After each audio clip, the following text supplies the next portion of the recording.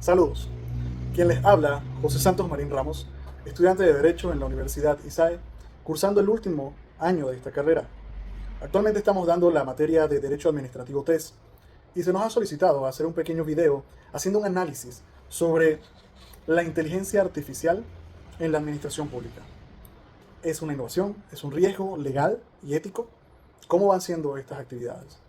Imaginemos que un día vamos a hacer un trámite importante, a solicitar al Estado un subsidio y que por medio de una máquina aparezca solicitud rechazada, sin explicaciones, sin una apelación, solo un algoritmo que tomó una decisión sobre nuestra vida. Hoy vamos a hablar sobre la importancia de las implicaciones jurídicas, éticas, del uso de la inteligencia artificial en la administración pública. ¿Estamos preparados para esto? Parece mentira, pero si nos vamos a la historia, desde el tiempo de los griegos, estamos buscando una inteligencia que nos ayude a tomar decisiones, que nos brinde un análisis certero de qué puede pasar si tomamos una decisión. Como les decía, en tiempo de los griegos se utilizaba el oráculo de Delfos, donde se utilizaba una sacerdotisa para hacerles preguntas si podíamos o no entrar a lo que eran guerras. Ha pasado más de 100 años de eso, mucho más de ese tiempo, y seguimos buscando esa información. Visualicemos estas pruebas que hacía el señor Alan Turing, donde por medio de la inteligencia artificial de la tecnología, tomaba a dos personas para que una decidiera si estaba hablando con una máquina o con una persona. Y eso es lo interesante de la inteligencia artificial, porque es un campo de la tecnología que se enfoca en crear sistemas que puedan realizar tareas que normalmente requieran de la presencia humana, como el aprendizaje, la toma de decisiones, la resolución de problemas. La IA utiliza técnicas, claro está, como aprendizaje automático, el procesamiento del lenguaje neutral, pero sigue siendo una ciencia que tiene que ser trabajada y que tiene tres componentes muy característicos. La Big Data, que es la información que se le carga a esta información, algoritmos, que son los que van tomando decisiones de cómo aplicar, y una estructura. Y es allí lo difícil de todo este tema, porque tal vez al crear estructura, algoritmo, pueda que limitemos y afectemos ciertos derechos que como nacionales, como personas humanas, tenemos.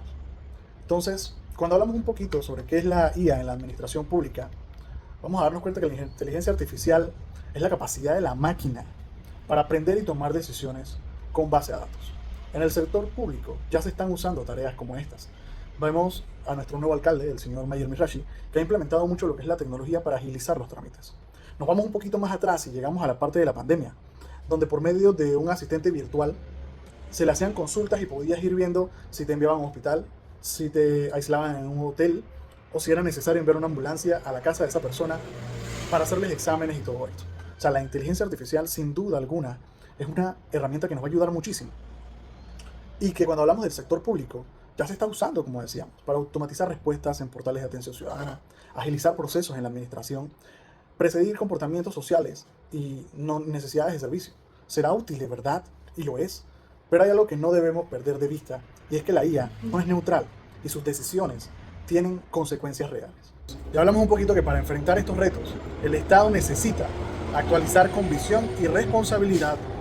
No basta con adoptar tecnologías por moda o por eficiencia, se requieren marcos legales específicos que regulen el uso de la IA.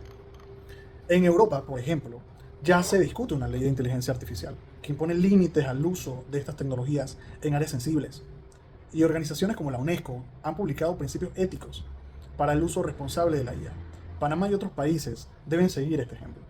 En Panamá tenemos la Ley 81 del 2019, que habla sobre la protección de datos personales.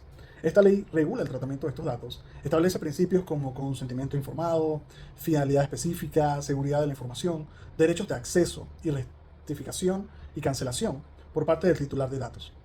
En el contexto de la IA, esto significa que la administración pública no puede utilizar libremente la información de los ciudadanos para algoritmos sin antes garantizar su consentimiento y protección.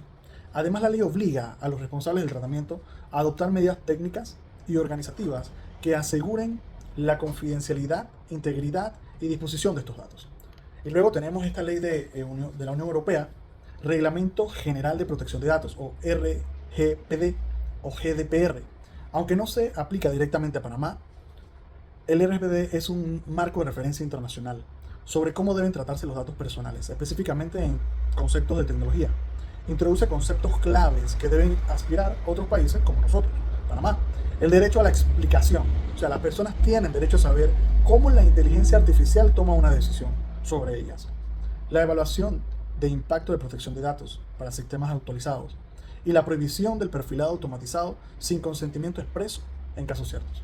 La RGDP también exige el principio de minimización de datos, es decir, solo se debe coger los datos estrictamente necesarios para una finalidad específica.